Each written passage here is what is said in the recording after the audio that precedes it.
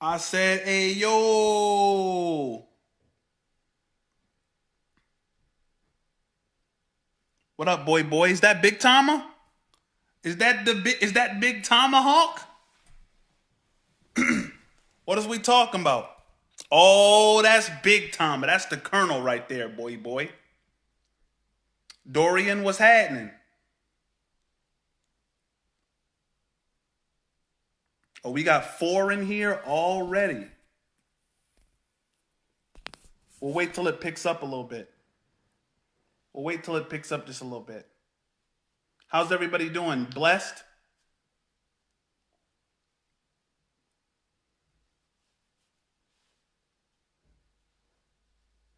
We got 5. Dory says, hi, bro. Hey, I'm sitting here kicking it. In the banana boon. I painted this. I painted this banana color. You probably can't see it. What up, boy? Daniel Broderick, the GOAT. What's happening, sir? We got 7 now. I'm wait till I pick up just a little bit before I start. Before I start.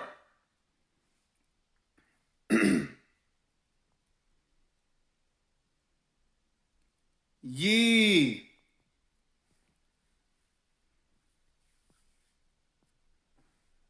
So I had a conversation. With my friend, and I'm not gonna say her name. Some of y'all know who she is, so I'm not gonna say her name. I'm not gonna say her name, but we were having a Facebook conversation, and we were talking about uh, white privilege and whether or not white privilege exists. You know what I'm saying? Whether it still exists, whether it's a real thing. She didn't believe that white privilege was a real thing that exists, and that the concept of white privilege and continuing to talk about it is what's perpetuating the problem. And so I asked her this question. I said, um, well, first of all, we got off Facebook because we were going back and forth on Facebook. Any one of you who argued back and forth on Facebook, you know that Google is the oracle, right? It's right there for anybody who wants to access it. So arguing on Facebook is a waste of time because Google supports everything. If you believe Ninja Turtles are real, the internet has your back. You know what I'm saying? You can believe in any amount of foolery, and the internet will prove that you are correct with whatever you choose to believe. And so I said, listen, do you want to have a conversation? Let's get off of Facebook, and let's actually talk. Let's have a Zoom discussion. Let's see each other face to face and really try to get these issues across. She was like, cool, let's do that. So we start talking. I say, okay, you don't believe that white privilege exists. That's cool. I'm not mad at you, right? A lot of people are afraid to come forward with how they really feel because they're afraid of an emotional response, of a heightened emotional response, right? And so I said, okay, if white privilege doesn't exist in this country, has it ever existed? Right? Has white privilege ever existed in the history of this country? And so she says, yeah, it used to exist, right? Back in slavery and all that, the founding of this nation. Yeah, there was privilege there. Privilege being synonymous with advantage, right? So I'm talking about a privilege. I'm talking about an advantage. Is there an advantage there? So she says, yeah, there was an advantage. I don't know when that advantage ended. So what I asked at that point is, at what point does it end? At what point in history was there suddenly no longer this advantage? That's a good question. That is a really good question. At what point is there suddenly no longer the privilege? So if it started, let's say in the 1600s, right? 1660s, that was the Colonial Assembly of Maryland's defining of the term white, right? That's where the term white was come up with, in the Colonial Assembly of Maryland. So it was created to give privilege. That's the reason for the creation of the term. And a lot of people don't know that.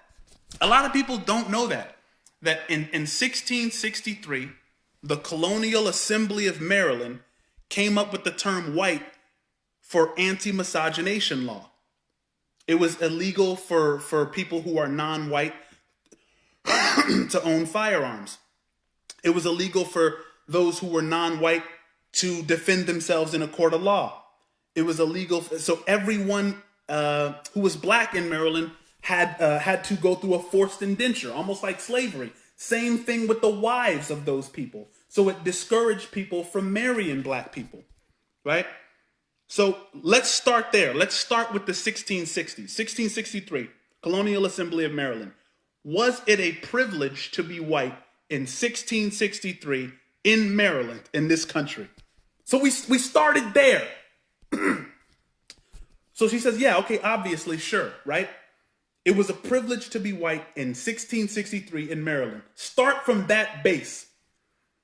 Then I ask, okay, let's move forward 200 years to the Emancipation Proclamation in the 1860s, right?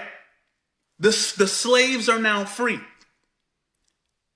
Is white privilege gone at that point? Does white privilege no longer exist? If we all are willing to agree that in the 1660s, under the Colonial Assembly of Maryland, that white privilege did exist, are we now saying it's gone after the Emancipation Proclamation in 1860s? Right? And so she didn't really know what to say at that point. I'm not going to give the name of this person, all right? But she didn't know what to say at that point. I said, okay, listen. After the slaves were quote unquote freed, you had Jim Crow segregation. You had the black codes. You had the, the Freedmen's Bureau, where blacks had to have paperwork showing that they worked for a white man at the beginning of each year.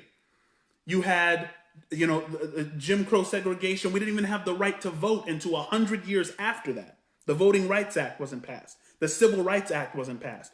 So if we move 200 years past the 1660s, does white privilege still exist?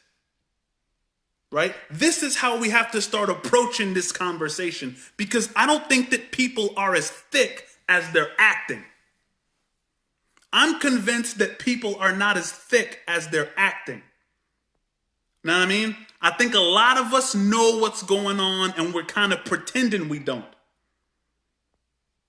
You know? It's kind of trippy to me because we understand. So let's take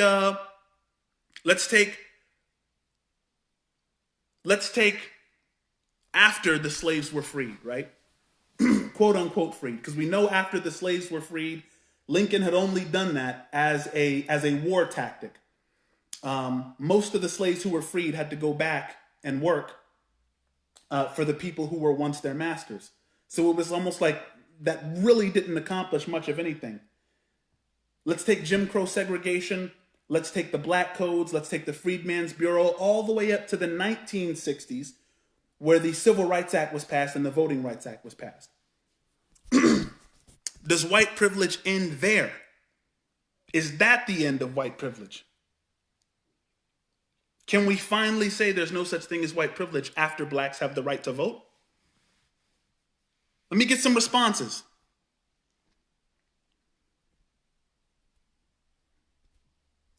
Broderick said the Emancipation Proclamation was BS anyway, since it only freed slaves in the North. The South didn't recognize that. Exactly. And I don't know why that's not taught in schools, right?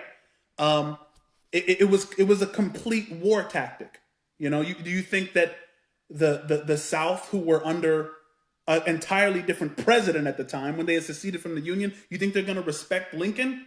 I don't know why that's not taught in schools, but that's the question. I think that's how we should formulate it now when we're trying to educate, because that's what we need to be about. We can't just be about standing our ground. That's a good idea. And I understand people when they say, look, it's not my responsibility as a black man or as a black woman in this country to educate people who are circumstantially ignorant. But ignorance is not an evil. Let me think about that.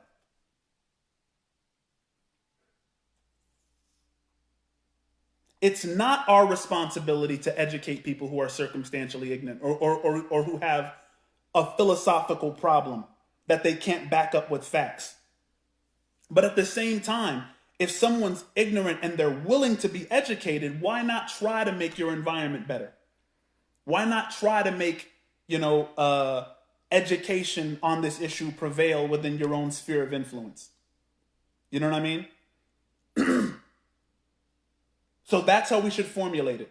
I'm saying we should start by saying, when people say there's no such thing as white privilege, a lot of people just write them off, right? We almost get so pissed off because it's obvious to us. It's obvious to us that white privilege exists. That we almost just write those people off. But I think what we need to start doing is start asking questions like, okay, has it ever existed? You say it doesn't exist now. Has it ever existed in the history of this country? Now, if someone says white privilege has never existed, then they might be a lost cause. Then I don't know if there's anything you can do with them at that point. If they say, no, it's always been equal here. But you can understand, people thinking that it went away somehow. Jeff Masty, salute. He said, I was born in Detroit. Black kids born on my same block in the same year as me had a harder time of it than I did on average. The opportunities I've taken advantage of would have been harder for my black peers to secure. Appreciate that. Appreciate that honesty. Bryson Costello says the perception of racism will never end. I'm somebody who likes to define terms. When we say race, what are we talking about? This same person that I had a conversation with, she said racism doesn't exist. Now check this out. She said racism does not exist because race doesn't exist. Listen to the argument. Before we say, oh, she just write her off, she's crazy, get her out of here. She said racism does not exist because race doesn't exist. Now, half of that statement is right.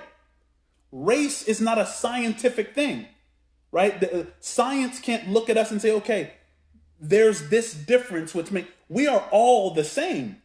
Like the skin color is like, I think less than 1% of the difference in our DNA, right? So to a degree, she's right when she says, look, race does not truly exist. It's a made up thing.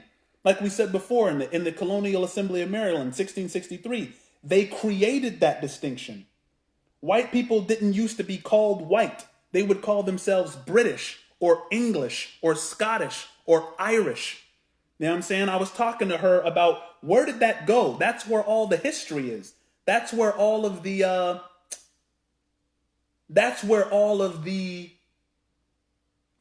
heritage is. What's the word I'm looking for? Culture. That's where all the culture is. You feel me? Tim Wise, the anti-race educator who I love, he says that term white, think about it. If you say Irish pride, no one gets mad at you. If you say Italian pride, no one gets mad at you. If you say Australian pride or English pride, no one gets mad. When you say white pride, people are like, yo, you're a racist, you're a white nationalist. Why is that? Because the invention of that term, think about that. The invention of the term white in the 1660s stripped away everything that was really cultural. The Britishness, the Englishness, the Germanness, all those places have cultures and languages and I don't know, my man Daniel, I try to explain it even to friends of mine, but it shatters their brains. They think it means they grew up rich.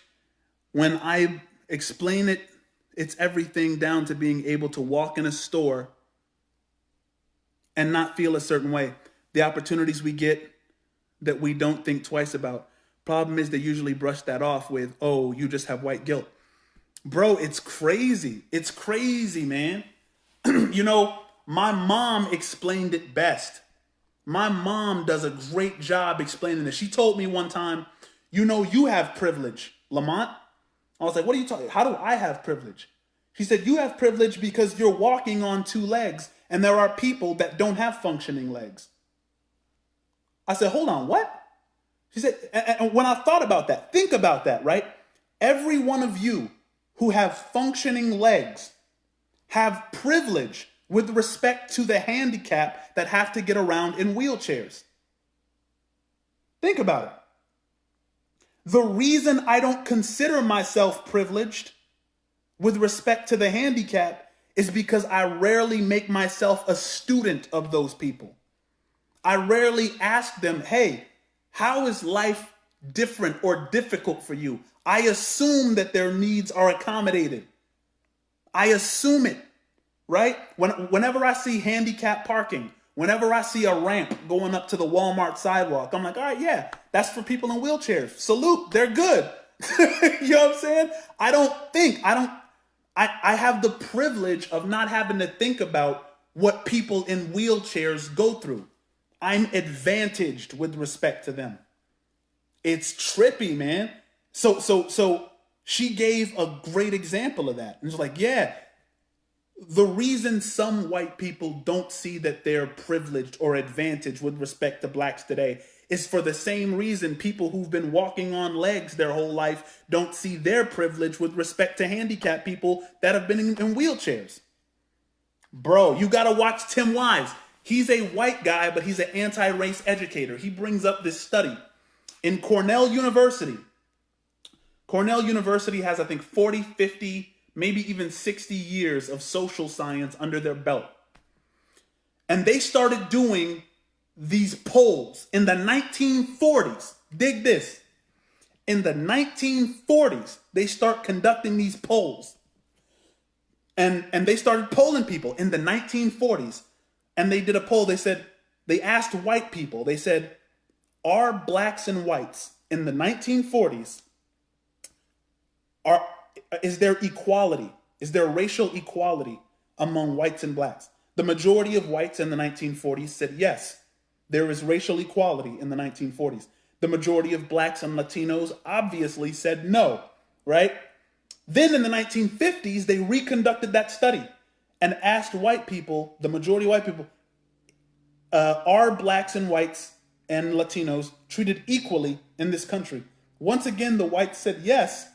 Once again, the blacks and Latinos said no. But here's the difference. The whites were willing to admit we were wrong about the 1940s.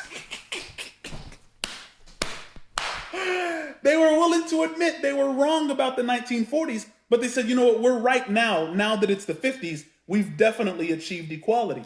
So they reconducted the study in the 1960s and said, are blacks and Latinos equal to whites in this country? The whites again said yes. The blacks and Latinos said no. But the whites said, okay, when you conducted it in the 50s and the 40s, we were wrong. But now that it's the 60s, we've achieved it. When are we going to come together and collectively listen to the outcry of the oppressed in this country? It's pretty trippy. It really is. I'm thinking about going through this book. Shout out to Lavoisier with Grow the Heck Up Radio. I'm thinking about going through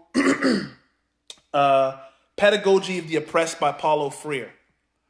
One of my favorite books. I'm thinking about doing like an online group study of that book. But I wanted to come up here, first of all, because I don't do lives that often.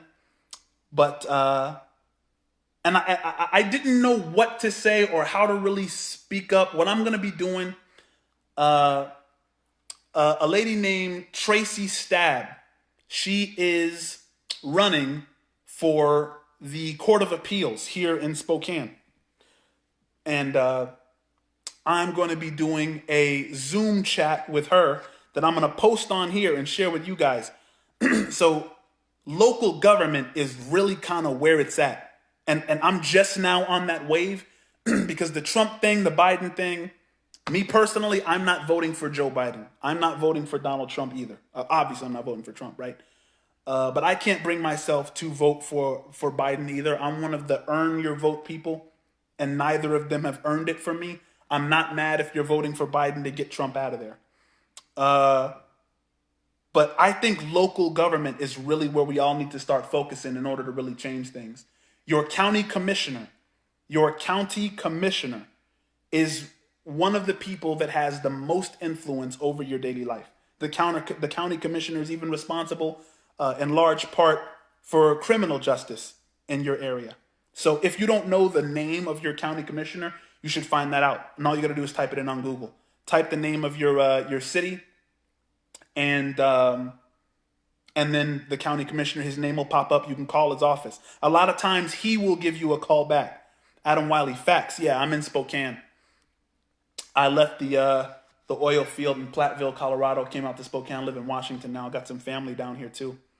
But yeah, man, I want to do lives a little bit more often, but I had a lot to talk about. I wanted to share with you guys that conversation that I had, and some things that I got from it, because I know that this conversation is happening now. And just to remind you that the people, I think the white folks that don't believe in white privilege are not evil. I don't think that they're doing it from a bad place. Of course, nobody wants to think that they had a hand up. Nobody wants to imagine that they got somewhere as a result of someone being underprivileged. That's what's kind of funny, isn't it? We recognize that there's underprivilege, but we don't recognize that there's overprivilege. For someone to be under something, there has to be someone over. Right? You know what I'm saying? It's really kind of a trippy thing. Yeah, no, shout out. Just wanted to come on here real quick. I hope I didn't miss anybody. Yeah, that's it. I'm gonna be on here, going live a little bit more often, just to kind of share thoughts. I'm getting my feet wet a little bit with local politics, learning some names, trying to keep Governor Jay Inslee here in Washington. I kind of have almost this desire to just run every Republican out of the state that I can. I told my friend that when we were having this debate on white privilege. I said, yo, like, you know what, just for fun, I'm going to see if I can run as many Republicans out of my little area as I possibly can. Because when you look at them, Josh Kearns, he's a city councilman. No. Josh Kearns is the county commissioner here in Spokane. And when you look at his debates online, he has debates online, he has talks online, he has updates online, you'll see 30 to 40 views. There's 30 to 40 views, right? And he's responsible for so many lives, for and no one even knows who he is. So I think, if we can expose that, and kind of get more people interested, it's going to do a lot of good. Michael Holt says, do you think white privilege is universal? By the way, I don't buy it. Universal as in worldwide, global? Is white privilege global? I'm not sure. I think there's a degree to which it's gone global, but the term white itself is an American phenomenon. Michael Holt, talk to me. I want you to talk to me, because you said that you said, by the way, you don't buy it. You don't buy white privilege, that it's a thing. So let me ask you, Michael Holt, since white privilege is not a thing, since you don't buy it, has white privilege ever existed in America? You don't buy that it exists now. Has it ever existed in this country? Answer me that in the chat. Sly B says, you do know that blacks used to be Republicans during its beginning stages. Republicans used to be liberals. Democrats used to be conservatives. Back when Abraham Lincoln was a Republican, he was not a conservative. He was a Republican liberal. And back in those days, the Democrats were the conservatives, and the Democrats started the Klan. That shifted during the 1960s. That shifted. I forget which politician it was that said we've lost the South for a generation, but that was the time that shifted. So yes, blacks used to be Republicans, but Republicans also used to be liberals. Wiley says, you a smart dude. Always appreciate you and your brain. Looking forward to that collaboration. Big facts. And you were completely correct. I summarize white privilege denial as follows. White people often deny white privilege because they have had difficulties in life. However, white privilege does not mean you have had no problems in life. It just means your race has not been the cause of any of those problems. That's interesting. That's an interesting way to put it. I think that white people see themselves as isolated when you put that privilege term on them. And that's why it helps to say, look, I am privileged by not being handicapped. All privilege means is advantage, right? So we're looking at Michael Holt. He says, as in applying to all whites in America or even global. For the sake of this conversation, let's say America, even though I think that there is a global application to white privilege for sure. For the sake of our discussion, let's keep it here at home in America. So do you believe that white privilege exists today in America? Answer that. And if it doesn't, has it ever existed? So that's where we'll have our conversation. Dorian said not 1860s, I mean 1860s. Daniel Broderick said that's a cop-out. The GOP loves using the party of Lincoln as a crutch. Yeah, for sure. I don't think Lincoln would have been for the GOP, the conservatives at all, because Lincoln was a liberal. However, I'm not that big a fan of Lincoln. If you read the Lincoln-Douglas debates, I don't think Lincoln liked black people at all. He saw Abraham Lincoln saw black people as a burden. He wanted us to go back to Africa. He didn't like dealing with it. He thought black people were a headache. And as far as who was it? Who were the two senators? One of them wanted 40 acres and a mule. Wanted to give us a 40 acres and a mule and $100. And another senator wanted to give us all of the islands from North Carolina to the tip of South Florida. And Lincoln said no to both of them. So I don't think Lincoln was pro-black at all. I think that he freed the slaves in order to keep the Union together. It was a strategic move. It wasn't based on moral values or solidarity. Michael Holt says, existed for who? Irish were slaves in America. That is false. The Irish weren't slaves in America. The Irish got their butts kicked and were under a forced indenture. You're talking about Oliver Cromwell, the Cromwellian era. Oliver Cromwell, when the Irish were fighting for their freedom, Oliver Cromwell defeated the Irish and put them on ships and forced them to do an indenture in America. They were never slaves, they were indentured. And so after about 4 or 5 years of work, they got their freedom and they got headship rights. That's different than chattel slavery. So no, I don't buy that. Michael Holt said, by the way, I don't deny the black struggle. I just see that it's not just blacks that struggle. Nobody ever said that it's just blacks that struggle. That's not the argument. We're talking about white privilege. We're talking about, is it a privilege in the United States, or has it ever been a privilege in the United States?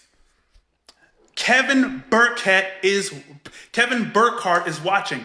I want to bring you on camera. Kevin, am I allowed to do that? Kevin doesn't believe in white privilege either. I want to bring him into the discussion and have the discussion live. Adam Wiley said, I'm fiscally conservative and socially liberal. I would almost say I'm fiscally conservative. Besides conservative spending on the war effort and the prison industrial complex, I'd say I'm fiscally conservative. Anyways, white privilege absolutely exists. If two men have the same GPA, same degree, same life experiences, and one is named Jeff and the other named Jamal, guess who's going to receive more calls over the resume? Jeff. Absolutely right. There is a study and statistics saying that if you have a black sounding name, you're less likely to get hired regardless of your credentials to get that job. I read that study too. Kevin Burkhardt said, with respect. Okay. Roland Thornton, my man Roland, bro. You have no idea, bro. I've missed you so much. Roland says, once again, I'm here. That's my dog, bro.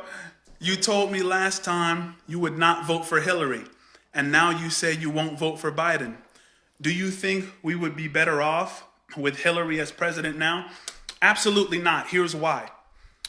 Donald Trump is an evil moron. Hillary Clinton is an evil genius, right?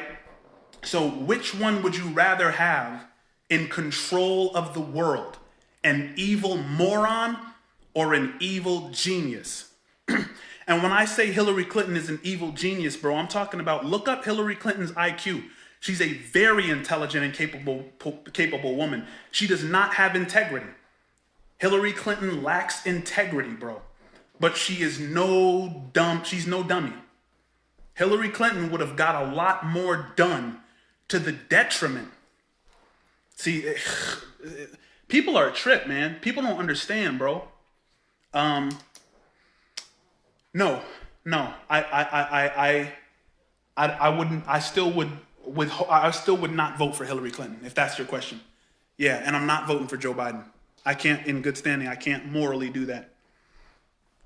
Adam Wiley says white privilege does not mean you have never struggled. It just means your race was not the cause of your struggle. I'm with it. 100%. Sly B says, I'm terrified of Democrats in office. You should be, bro. You should be. I posted something on my Facebook showing that it doesn't matter who's in office. It doesn't matter who's in office, bro.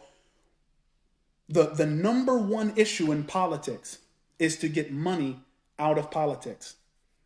Sly B says, is the country moving towards socialism? I hope so. I want a social democracy. I'm a democratic socialist myself. Daniel Broderick said, you want your racism blatant or hidden? That's basically our choices when it comes to the general election in this country. That's daunting. But I think in a real way, you're right. Yeah, I became a democratic socialist after Bernie Sanders ran in 2016. I was a Bernie Sanders delegate in 2016. And I realized that Dr. Martin Luther King, Dr. Cornel West, Dr. Albert Einstein, all of these people were socialists. And I'm like, okay, what's going on there? And I started looking up democratic socialism, and I like what I saw. I wrote in Bernie last time, and I'll do it again, straight up. Yeah, I voted for Jill Stein. I ended up voting for Jill Stein in 2016 because Bernie Sanders threw his hat in for Hillary Clinton, and I could not. I'm telling you, I couldn't bring myself to vote for her, so I voted for a Green Party candidate, Jill Stein. And if who was that mayor who's now a wrestler? What's his name? Jesse Ventura. If Jesse Ventura would have ran Green Party like he was considering doing, I would have voted Green Party again this year, because I'm not voting for Joe Biden or Donald Trump. But yeah, Michael Holt, I'm about to hop off of here, but if you have anything else to say about white privilege, I would be anxious to hear what you have to say. I responded to you, I think you said something about the Irish. The Irish were slaves too. No, the Irish were not slaves in this country. They were under a forced indenture under Oliver Cromwell. The Cromwellian era did not include Irish slaves. They were Irish indenture. They were forced on ships. But that's I guess, the price of losing a war. And they were brought over here, and they worked for 4 to 5 years each, and then they got free land and headship rights. So don't tell me that the Irish were chattel slaves, because that's not true. I will not accept it. Roland Thornton said, what's wrong with Biden? Bro, I don't like Biden, bro. Biden was responsible for the 87 crack laws. In 1987, it was this racist law. He was responsible in large part for the war on drugs that got a lot of black men locked up. We have more blacks in prison in this country than were enslaved the decade prior to the Civil War. Biden was responsible for a lot of that. He made it so that crack could get you twice as long in prison than powder cocaine. Why? Because powder cocaine is sold in white communities and crack cocaine is in black communities. Lots of different racist. I mean, you heard how Kamala Harris hammered him during the debate because he was against busing, uh, which is like crazy. It's like you think, man, how old is Joe Biden for him to been in favor of segregation policies? You know, so no, I don't think that Joe Biden is really that much of a foot up. I understand what people say when they say, okay, he will take climate change more seriously. He owes a ton to black people at this point. A lot of his campaign promises involve black people. But as long as he's sponsored and bought and owned by corporations, who are black people to think he'll do anything for us? I really don't understand that. Like, we give our vote away way too quick to people who are bought and paid for before they hit the podium. You know? That's the reason that I was down with Bernie Sanders. He's like, look, I can say whatever I want because no corporation owns me. We got to get money out of politics before we can decide to put our vote behind somebody collectively. Jairus J Hot, what up, boy? That's my man. The black versus white sounding name study is one example of unintentional privilege. It just exists. Another example is blacks getting harsher sentencing than whites for the same exact crime committed, clear as day. Absolutely. 100% facts. I was looking at FBI data statistics. Here's what's crazy. And I don't want to go on too many tangents. FBI data statistics, bro. Because that's what people get. I get white friends who say, hey, maybe the reason that blacks get harassed more by the police is because they're the ones committing all the crimes. You know, FBI data statistics say that though blacks are 13% of the population, they commit over half of the crime, over half of the violent crime. What you don't know is FBI data statistics doesn't report crime. It reports arrests, right? It doesn't report convictions. It's so crazy, man. It's like, yeah, black people are arrested 50% of the time, though we represent 13% of the population. That's an entirely different argument. People need to read up. People need to study up for real. Derek Broderick said politicians see the light when it's convenient. Gay marriage, racist policies, etc. 100%. You know what I'm saying? I love the fact, first of all, that this is all happening during an election year. I'm telling you, man, when people ask me about this stuff, I'm excited about it. Like, I'm psyched. I'm overjoyed about what we're experiencing in 2020. Because, I mean, if this was any other year, no politicians would be worried. All of a sudden, the rights of basic people is on every politician's agenda. I guarantee if you call up your local city councilman or city councilwoman or your county commissioner or your appeals court judges, they're going to call you back and they're going to ask you, hey, you know, what can I do for you? Can I do an interview for you? Did you want to? Everybody wants the people on their side at this point, right? It's amazing that this is happening so close to November in an election year. It's not a chicken or the egg, it's the chicken laying the egg. What do you mean by that? What do you mean by that one? Yo, I'm going to get out of here. I want to have more of these conversations, though. I really do. I really want to have more of these conversations.